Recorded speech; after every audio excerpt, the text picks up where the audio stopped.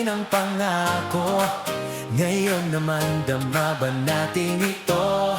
Hey! Para sa bawat pamilyang Pilipino, ito ang resibo ng bayan. Sa harap ng telebisyon, sama-samang nakikinig. May bagong pangako na naman para sa ating bukas. May palakpak sa bulwagan, may pag-asang sumisilip. Pero sa bawat tahanan, iisa pa rin ang tanong: kumusta ang presyo ng bigas? Kumusta ang trabaho? Kaya pa ba ang pamasahe? Kuryente, panggamot. Hindi masama ang mangarap, hindi rin masamang maniwala. Pero ang pangako ng gobyerno dapat maramdaman ng masa.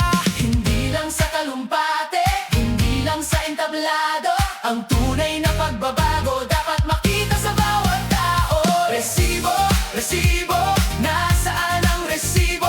Hindi lang pangako, dama dapat dito sa bigas, sa sahod, sa ilaw ng tahanan. Kapag gumaan ang buhay, yan ang sona ng bayan. Resibo, resibo, ipakita ang resibo.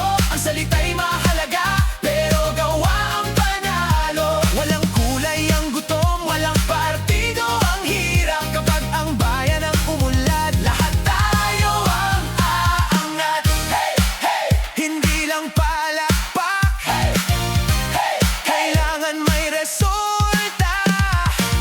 Hey, hey! Para sa bawat Pilipino, resibo ng bayan. May magsasakang gumigising bago pa sumikat ang araw. May manggagawang bumibiyahe kahit kulang ang tulog. May inang nagbibilang kung kakasya pa ang hawak. May OFW na malayo para lang may padala. May kabataang nangangarap, may matandang naghihintay. May negosyong pilit bumabangon, may pamilyang kumakapit sa buhay. Kaya wat plano't programa, hindi dapat manatiling salita. Ang pinakamagandang ulat ay buhay na gumiginhawa. Hindi lang sa bilang, Hindi lang sa magandang larawan, ang tunay na pag-unlad ay nararamdaman ng sambayanan. Resibo, resibo, nasaan ang resibo?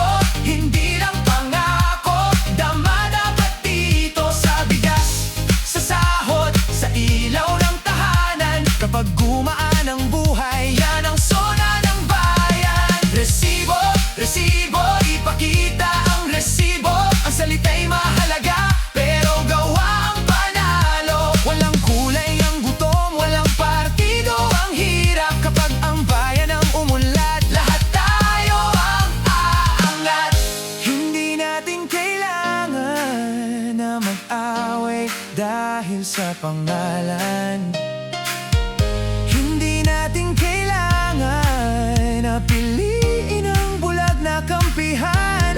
Purihin ang tama, ituwid ang mali, maningil ng may respeto, at maglingkod ng may dangal. Sapagkat ang bayan ay hindi pag-aari ng ilan.